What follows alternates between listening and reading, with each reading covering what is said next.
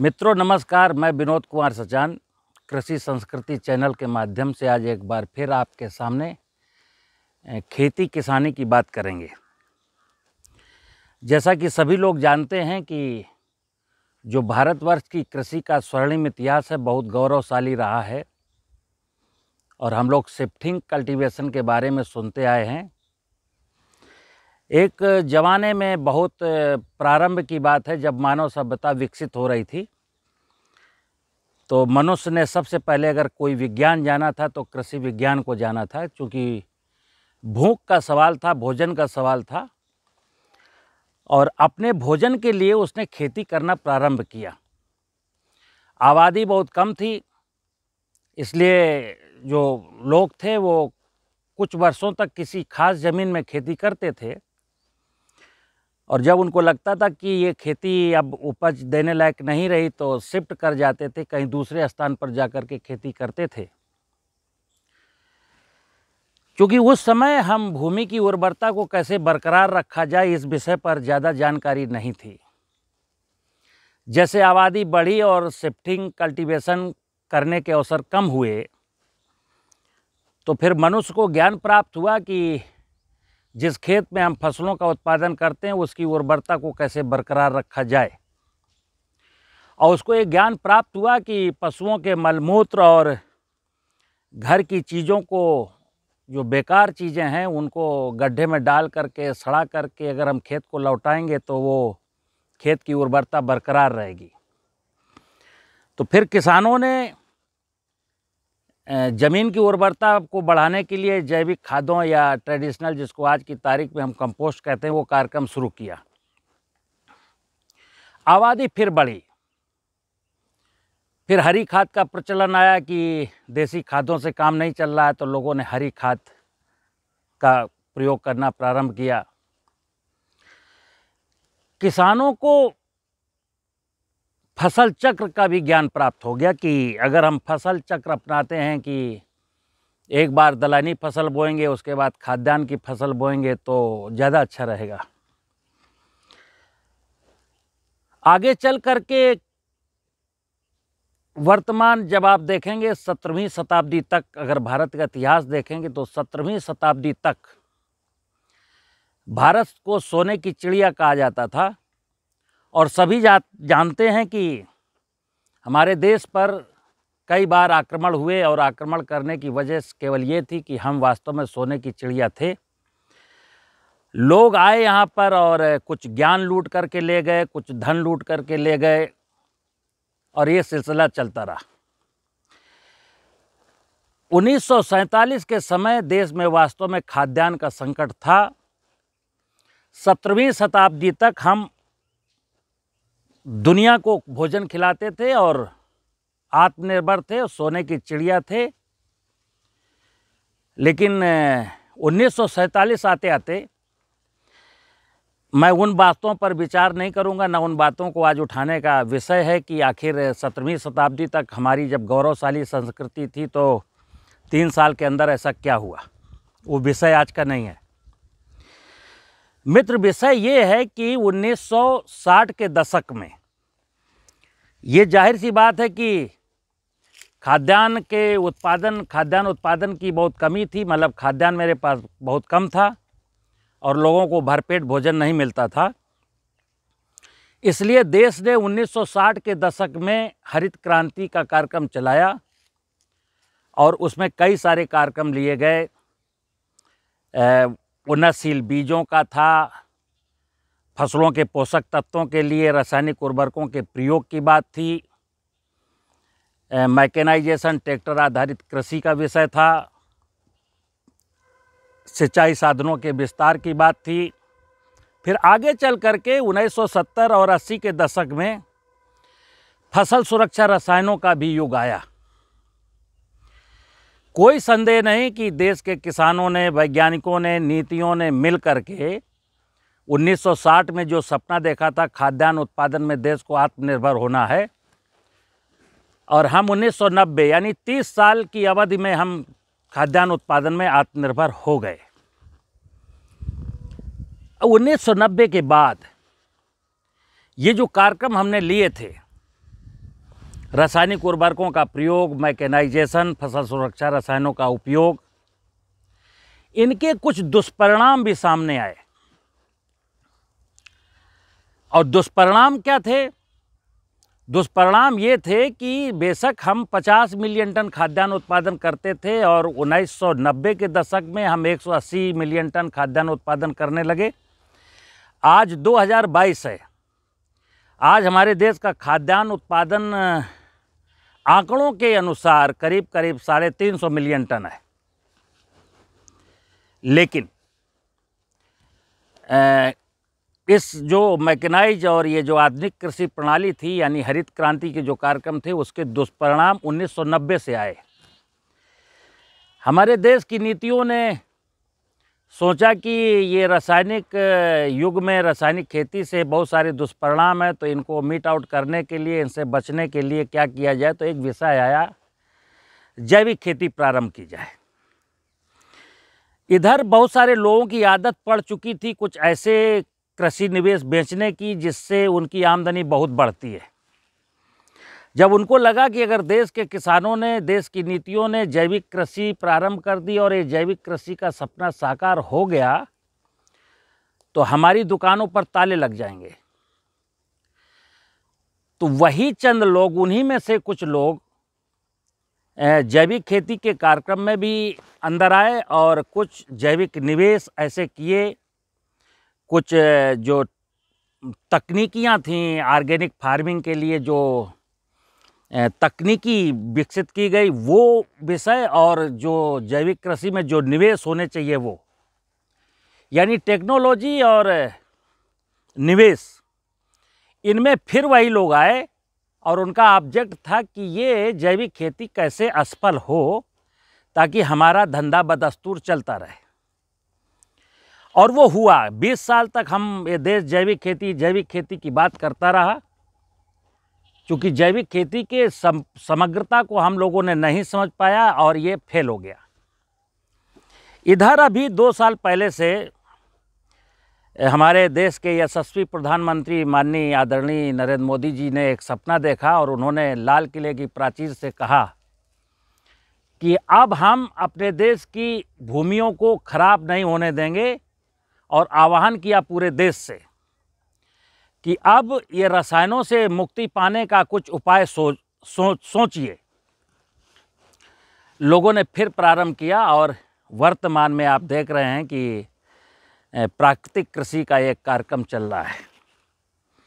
अब वर्तमान में भी जैसे कि मैं सोचता हूं कि जो जैसे जैविक खेती का कार्यक्रम चला और फेल हो गया, वैसे ही हमको जो दिख रहा है कि प्राकृतिक खेती का कार्यक्रम भी जाने अनजाने, हालांकि इस बार वो जो लोग रासायनिक खेती के प्रमोटर हैं, जो नहीं चाहते कि जैविक खेती हो या प्राकृतिक खेती हो, इस बार उनकी जो तकनीकी है वो अब ऐसे में वो लोग आगे आ गए हैं, जो लोग जाने अनजाने, जो लोग इस देश की ज़मीनों को बचाना चाहते हैं, देश की बायोडाइवर्सिटी को बचाना चाहते हैं, जो देश की संस्कृति को बचाना चाहते हैं, तो जो देश की मानव सभ्यता को बचाना चाहते हैं, उन लोगों के द्वारा जाने अनजाने प्राकृतिक खेती में कुछ ऐसा हो रहा है कि ये फिर से सफल होने की स्थिति में नहीं है। मैं प्रतिदिन दूसरे चौथे इस विषय पर कुछ अपनी बातें रखता हूँ। आज लगा कि नहीं, हम आज दिल खोल करके बोलेंगे और जो कुछ होगा देखा जाएगा। तो आज मैं दिल खोल करके बात कर रहा हूँ। मित्र, मेरा निवेदन उन लोगों से है, ऐसे देश के बुद्धिजीवियों से है, जिन्हें इस देश की धरती से मोहब्बत है, इस देश की संस्कृति से मोहब्बत है, इस देश की में रहने वाले लोगों से मोहब्बत है, और जो ये चाहते हैं कि हमारी आने वाली पीढ़ियां भी बहुत खूबसूरती के साथ अपना जीवन जिएं और उनका भविष्य बहुत उज्जवल बना रहे। ऐसे लोगों से निवेदन करता हूं कि इस विषय को बहुत गंभीरता से समझें। मित्र, प्राकृतिक खेती का मतलब सीधे सीधे है कि प्रकृति की एक व्यवस्था है।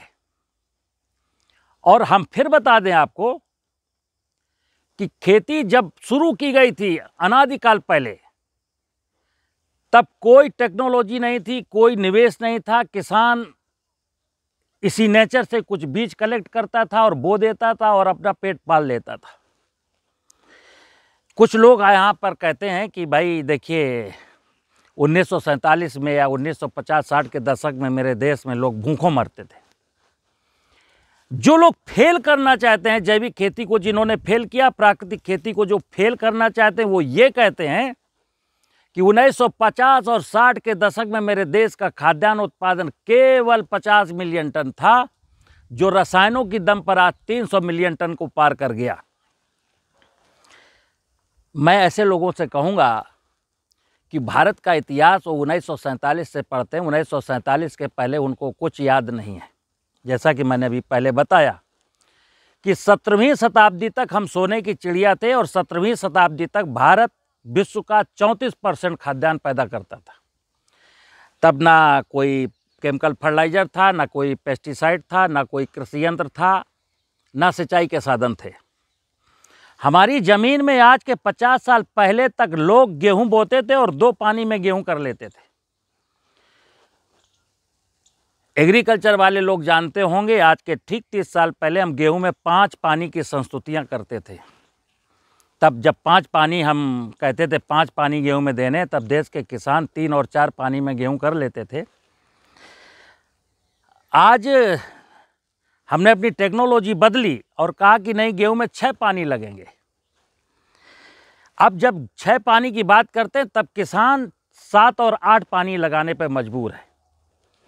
क्या ये दिखता नहीं किसी को कि आज के ठीक 40-50 साल पहले जिस ज़मीन में हम 2 पानी लगा करके गेहूं पैदा कर लेते थे, आज उसी ज़मीन में हम 5 या 6 या 7 पानी क्यों लगाने पड़ रहे हैं? तो प्रकृति की जब बात करते हैं, प्राकृतिक खेती में हमें इतना समझना है कि हम खेती शब्द जैसे ही आता है तो खेत आता है। खेती मतलब खेत, खेत मतलब सॉइल, कृषि योग जमीन। तो कृषि योग भूमियों में हमें ऑर्गेनिक कार्बन को बढ़ाना है। अब ऑर्गेनिक कार्बन को बढ़ाने की जब बात आती है तो कुछ लोग कहते हैं जब बायोमास ही नहीं है, जब उतनी खाद ही नहीं है, जब उतने पशु ही नहीं हैं। कई लोग ऐसी दलील देते हैं कि अरे वो जमाना गया जब पशुओं का गोबर होता था, अब तो पशु कहाँ हैं। ठीक है, जब पशुओं की बात करते थे तो 60 मिलियन टन था, 60 मिलियन टन खाद्यान्न, 60 मिलियन टन क्रॉप रेजिड्यू। आज अगर आप 350 मिलियन टन खाद्यान्न की बात करते हैं तो 350 मिलियन क्रॉप रेजिड्यू है। पशु नहीं खाएंगे तब भी हम उससे खाद बना सकते हैं, लेकिन ऐसे ही बोल देते हैं वो कि पशु नहीं है तो खाद कहाँ से आएगी। तो जमीन में जो ऑर्गेनिक कार्बन है, हम आपको फिर बता दें 1952 के दशक से, ये 50-60 के दशक से मिट्टी परीक्षण का कार्यक्रम शुरू हुआ था। जब मिट्टी परीक्षण का कार्यक्रम शुरू हुआ था, देश की भूमियों में औसत जीवांश कार्बन की मात्रा 0.52% थी। आज इतनी टेक्नोलॉजी, इतने कार्यक्रम होने के बाद देश की ज़मीनों में जो ऑर्गेनिक कार्बन का एवरेज है वो 0.3 बचा। तो ज़मीन की उर्वरता में खा गया। जब ज़मीन के नीचे भूगर्भ जल की बात करता हूँ तो 30, 40, 50 फुट पर जो पानी था आज वो 80 और 100 और 125, 150, 200, 250 फुट तक पहुँच गया। फॉरेस्ट एरिया की जब बात करते हैं तो फॉरेस्ट मेरे खेतों से गायब हो गए। न कहीं चिड़िया है, न तितली है, न मधुमक्खी है, न केंचुआ है, न मेंढक है। तो प्राकृतिक खेती की जब बात करते हैं तो प्राकृतिक खेती का एक सूत्र है कि मुझे किसी भी प्रकार प्रकृति का जो वैभव है, सॉइल फर्टिलिटी को बढ़ाना है, वाटर टेबल को ऊपर लाना है, धरती को पेड़ पौधों से ढक देना है, पशु पालना है, और एक ऐसा परिवेश जिसमें कहा गया, हमारे वेदों का मूल मंत्र था कि इंसान को केवल इतना ध्यान रखना है, सर्वे भवन्तु सुखना सर्वे सन्तु निरामया सर्वे भद्राणि पश्यन्तु माँ कश्चित् दुःखभाग् भवेत्। इंसान लगातार निरंतर ईश्वर से यही प्रार्थना करता है कि हे ईश्वर, हे परमात्मा, इस धरती पर तूने जितनी भी योनियों के जीव जंतु बनाए हैं, मैं कामना करता हूं कि सभी निरोगी रहें और स्वस्थ रहें। अब मेरा जो विषय था मित्र, विषय ये था कि जब प्राकृतिक खेती की बात करते हैं तो उसमें जीवामृत, घन जीवामृत, बीजामृत बनाते हैं। लोग कई सवाल करते हैं कि ये तो साहब ठीक है, चलो यूरिया, डीएपी, पोटास नहीं देना पड़ेगा जीवामृत से और घन जीवामृत से, लेकिन साहब फसलों में जो कीट लगते हैं, फसलों में जो बीमारियां लगती हैं, उनका क्या? तो देखिए, अब यहाँ पर मैं उन बुद्धिजीवियों से बात कर रहा हूँ कि जो प्राकृतिक कृषि के कुछ आयामों को लेके चल रहे हैं। अब वो क्या करते हैं? देखिए, कीड़ों के प्रबंधन के लिए और बीमारियों के प्रबंधन के लिए आप नीमास्त्र यूज करते हैं, ब्रह्मास्त्र बना सकते हैं, आग्नेयास्त्र बना सकते हैं, 10 पर्णी अर्क बना सकते हैं। मेरा एक सवाल है कि मैं किसी गांव में हूं, वहां पर 250-300 किसान हैं और 500-600 एकड़ ज़मीन है।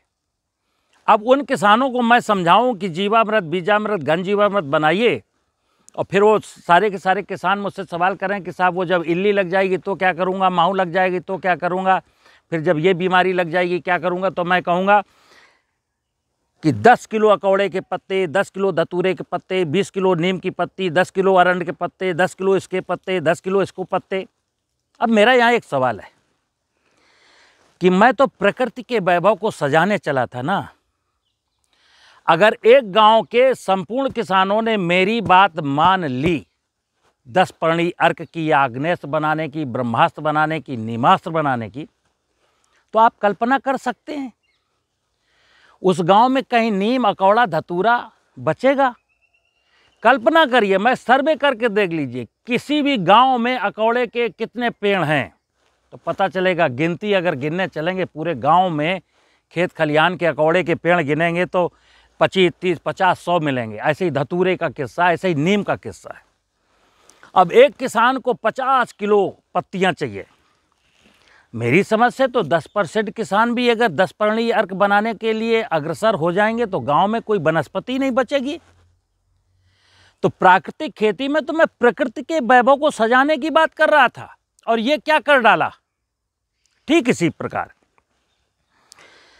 कल मेरे पास एक हरियाणा से फोन आया एक किसान का कि साहब मैं प्राकृतिक खेती कर रहा हूं और मेरा गेहूं 3 साल से जब से कर रहा हूं, गेहूं का उत्पादन बहुत गिर गया, और उसने वीडियो भेजा मुझको। मैंने कहा प्राकृतिक खेती में क्या कर रहे हो? तो उसने कहा जीवामृत बना के डाल रहा हूं। हमने कहा जीवामृत में कई दिन में बन जाता है? बोले 60 घंटे बनाने के बाद मैं खेत में डाल देता हूं। तो यहां फिर अब समझना कि जमीन में जो मैंने रसायन डाले हैं, नाना प्रकार के पेस्टिसाइड, उनके कारण जीवाणु मर गए, भूमि के लाभदायक जीवाणु, या खेत की मेड़ के पेड़ कट गए, उस तो गर्मी में, अप्रैल मई जून की गर्मी से मर गए, और हम जीवामृत बना के डाल रहे हैं। और गोबर, 10 किलो गोबर और आधा किलो बरगद के पेड़ के नीचे की मिट्टी को मैं 200 लीटर के ड्रम में डाला और 50, 60, 70 घंटे तक रखा, और उसको मैंने खेत में अप्लाई कर दिया। विज्ञान ये जीवाणु संवर्धन का कि एक्स मात्रा में जो जीवाणु थे वो 3 दिन में कितनी मात्रा में जाएंगे, और 1 हेक्टेयर, 1 एकड़ खेत में जो आपने डाले उनकी संख्या कितनी है, नगण्य। ड्रम में हो सकती थी, लेकिन जब हमने 1 एकड़ खेत में डाला तो उनकी संख्या कोई मायने नहीं रखती थी। तो हमने उसको ये बताया, हमने कहा भाई जीवामृत बनाने के लिए मिनिमम से मिनिमम 30 डेज चाहिए। एक ड्रम में जो 200 लीटर पानी है वो 1 किलो गुड़ और 1 किलो बेसन से काम नहीं चलेगा। उसको देखते रहना है, सूंघते रहना है, और बैक्टीरिया जो मल्टीप्लाई हो रहे हैं उनको फिर से भोजन देना है। क्योंकि बिना गुड़ और बेसन के तो बैक्टीरिया वो सर्वाइव कैसे करेंगे? हम सोचेंगे पानी में मल्टीप्लाई होते रहेंगे तो पानी में मल्टीप्लाई नहीं होंगे, एक लिमिट तक होंगे, उसके बाद वो बैक आ जाएंगे, कम हो जाएंगे। तो एक तो ये अनुरोध था कि जीवामृत, जीवाणु संवर्धन की जो टेक्निक है उसको हमें कायदे से समझना है और कायदे से बनाना है। दूसरा, अभी मैंने कहा सर्वे भवन्तु सुखिनः सर्वे सन्तु निरामयाः। मेरे पूर्वज कहते थे दाने दाने पर लिखा है खाने वाले का नाम। प्रकृति में जितनी भी इकाइयाँ हैं, मेरे साथ कोई जंगल चले, ये तो जंगल नहीं है, मेरा ये चिरगांव का राजकीय कृषि प्रक्षेत्र है, और मैं जंगल गया हूँ, और एक बार नहीं गया हूँ, कम से कम 50 रात मैंने जंगल में बिताई आज के 9 साल 10 साल पहले। और जिसको मेरी बात पर यकीन ना हो मेरे साथ जंगल चले, मैं दावे के साथ कहता हूँ। जंगल में चल करके एंटोमोलॉजी के, पैथोलॉजी के लोग मेरे साथ चलें और जंगल में बताएं कि साहब देखिए इस वनस्पति में ये कीड़ा नुकसान कर रहा है, इस इंसेक्ट की वजह से वनस्पति बिल्कुल बर्बाद हो जाएगी, या इस बीमारी की वजह से ये वनस्पति बिल्कुल नष्ट होने की कगार पर है।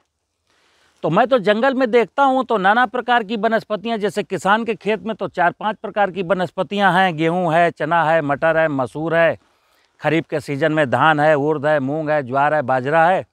जंगल में आप देखेंगे तो एक ही प्लेस पर कम से कम 100 और 150 प्रकार की वनस्पतियाँ मिलेंगी। उन वनस्पतियों में कोई बीमारी नहीं है, कोई कीड़ा नहीं है, वहाँ सिंचाई की ज़रूरत नहीं है। आखिर क्यों? क्योंकि वहाँ प्राकृतिक खेती होती है।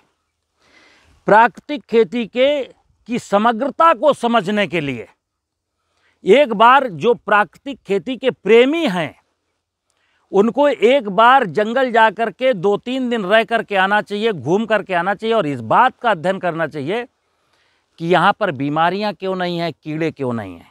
क्योंकि फिर वही होता है जैसे कि अभी मैंने बताया कि जैसे एक किसान की जागरूकता, इच्छुक था कि साहब मेरे खेत में तो इल्ली लगेगी तो मैं क्या करूँगा। मैंने कहा नीमास्त्र डाल देना। ठीक है, 1 एकड़ 2 एकड़ के किसान ने नीमास्त्र डाल दिया तो नीम का जो टेस्ट था उस फसल की पत्तियों पर स्टिक चपक गया और कीड़ा वहाँ आया और कीड़ा वहाँ से माइग्रेट कर गया कि ये खाने लायक नहीं है। तो क्या किया उसने, पड़ोसी के खेत में चला गया।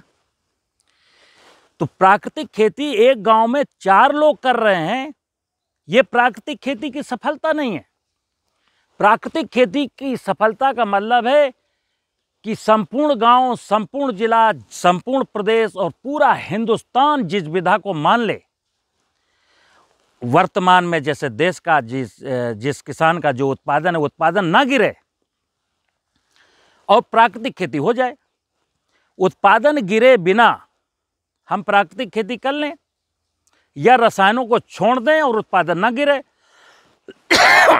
ऐसा जो विज्ञान होगा, ऐसी जो विधा होगी, वो समग्र प्राकृतिक खेती है। अभी क्या हो रहा है, हम समझते हैं जीवामृत प्राकृतिक खेती है। मैंने अपनी हर वीडियो में एक बात कहता हूं कि ये जीवामृत यानी जीवाणु संवर्धन का जो विज्ञान है, ये प्राकृतिक कृषि का एक भाग है, ये संपूर्ण प्राकृतिक कृषि नहीं है। और जब गौ आधारित प्राकृतिक कृषि की बात करते हैं तो आज एक विषय और चिंतनीय है, मेरे देश में गाय माता कैसे बचेगी। तो गाय माता के अगर 10 किलो गोबर से 1 एकड़ जमीन की खेती हो रही तो गाय माता फिर नहीं बचेगी। गाय एक घर में है और वो रेगुलर गोबर करती है, यूरिन करती है, वो गोबर उसका मलमूत्र उठा करके मैं किसी कच्चे गड्ढे में डालता हूँ, वहाँ डिकम्पोज होता है। तो देखिए अब नेचुरली, प्राकृतिक किसको कहते हैं। गाय मेरे घर में पली है, मैं प्रतिदिन गाय का मलमूत्र उठाता हूँ और उसको ला जाकर गड्ढे में डालता हूँ। वो पहले कच्चे गड्ढे हमेशा किसी पेड़ के नीचे होते थे। जब वहाँ गाय का गोबर है और गौमूत्र है और पेड़ है ही है, यानी पेड़ के नीचे की जो मिट्टी बात करता हूँ, मिट्टी वहाँ ऑलरेडी है और ये क्रिया मैं पूरा 1 साल करता हूँ। तो वहाँ 10-15 कुंटल गाय का गोबर है और मिट्टी है और वो जो एक रिच मैनोर तैयार हुई है गड्ढे के नीचे, अगर उसको मैं कहूँ ये जीवामृत है या घन जीवामृत है तो कोई बुराई है क्या। तो गाय को बचाना है तो फिर हमको एक गाय की बात क्लियर करनी होगी कि गाय पलेगी तो गोबर और पेशाब आप गड्ढे में डालिए, वो ऑटोमेटिक जीवामृत, बीजामृत, घन जीवामृत सब कुछ बन रहा है उसमें। एक किसान, व्यवहारिकता बता रहा हूं, जिस किसान का खेत अपने गांव से 2 किलोमीटर दूर है और 3 एकड़ जमीन है, उसको मैं कहता हूं कि 200 लीटर हर पानी के साथ 3 बार आपको कम से कम जीवामृत डालना है। अगर वो बेचारा किसान खेत में जीवामृत बनाएगा तो रात को उसका कोई ड्रम पलटेगा और वो ड्रम उठा के चला जाएगा, जीवामृत फैला जाएगा। नंबर 1, अगर वो अपने घर में बनाता है तो आजकल तो आप जानते हैं 90% लोगों के पास बैलगाड़ी नहीं है, ट्रैक्टर नहीं है, केवल गांव में 10-12% लोगों के पास ट्रैक्टर है। तो उनके ट्रैक्टर पर ड्रम कैसे लदेगा, फिर खेत तक आना, और ये क्रिया 3 बार। तो जहां मैं लागत बचाने की बात कर रहा था, कैसे लागत बचेगी। व्यवहारिक नहीं है कि कोई किसान जो है 600 लीटर 600 लीटर 600 लीटर 3 बार जीवामृत घेर खेत में लाए और बिखेर करके जाए। तो मेरा जो निवेदन है सभी से, मतलब जो बुद्धिजीवी तबका है, जिसको इस देश से की धरती से मोहब्बत है, अपनी आने वाली पीढ़ियों से मोहब्बत है, मेरी बातों को बड़ी गंभीरता से लेना। बेशक कुछ लोगों को बुरी लग सकती हैं, मुझे इस बात की परवाह नहीं, लेकिन प्राकृतिक खेती के बिना दो चीज़ें आज हैं। या तो वर्तमान पीढ़ी प्राकृतिक खेती को दिल से आत्मसात कर ले और प्राकृतिक खेती की वास्तविकता को समझे और प्रकृति को, वैभव को सजाना शुरू करे बगैर हानि लाभ के। हानि लाभ का कोई लालच नहीं है, क्योंकि आप जानते हैं लाभ हानि, जीवन मरण सब परमात्मा के हाथ में है। और परमात्मा ने कहा है कि आप तो मेरी व्यवस्था को, प्रकृति के वैभव को अगर ठीक करने का काम करते हो तो फिर लाभ की ठेकेदारी उसने ले रखी है, हानि तो आपको होनी नहीं। लेकिन अगर हमारा अपना आकलन है कि घाटा हो जाएगा, घाटा हो जाएगा, आपको फ़ायदा होना चाहिए, फ़ायदा होना चाहिए, तो फ़ायदे में क्या हो रहा है? अभी तक यही तो हो रहा था। फ़ायदे के चक्कर में तो ज़मीन की उर्वरता चली गई, ग्राउंड वाटर लेवल नीचे चला गया, बायोडाइवर्सिटी नष्ट हो गई। तो दो चीज़ें हैं, इस प्राकृतिक खेती मतलब प्रकृति की व्यवस्था को आत्मसात करना और नीतियों को, टेक्नोक्रेट को, वैज्ञानिकों को प्रकृति के वैभव को बनाने में चाहे जितनी एनर्जी डालनी पड़े डाल देना।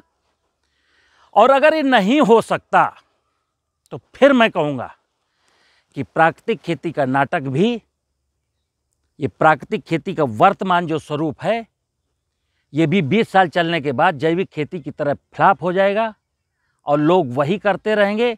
और लास्ट में मेरा जो अपना मत है, जैसे भविष्यवाणी की बात करूं, कि हम अपनों बच्चों को, अपने बच्चों के लिए अपनी कब्र तो अब खोद ही रहे हैं, हमने तय किया है कि अपनी भी कब्र खोदूंगा और बच्चों की कब्र भी खोद के जाऊंगा। तो अब जो व्यक्ति अपने बच्चों की खुशहाली चाहता है, जो व्यक्ति बच्चों का भविष्य उज्ज्वल चाहता है, और ये बात केवल किसान की नहीं है, देश के हर नागरिक को, चाहे वो नौकरी करता हो, चाहे वो ठेकेदारी करता हो, चाहे वो नेता हो, चाहे अभिनेता हो, चाहे कुछ भी हो, ये जिम्मेदारी सबकी है। क्योंकि अनाज सबको खाना है, कोई कितने बड़े पद पर क्यों ना बैठा हो, कितना बड़ा अरबपति भी क्यों ना हो, भोजन यहीं से मिलेगा, पानी यहीं से मिलेगा, हवा यहीं से मिलेगा। और आपने अभी देखा पीछे 1.5-2 साल पहले कोरोना काल में पैसे से भी ऑक्सीजन का सिलेंडर मिल नहीं रहा था, तो कहीं कल ऐसा ना हो कि पैसे से भी पानी ना मिले या पैसे से भी खाने योग्य खाद्यान्न ना मिले।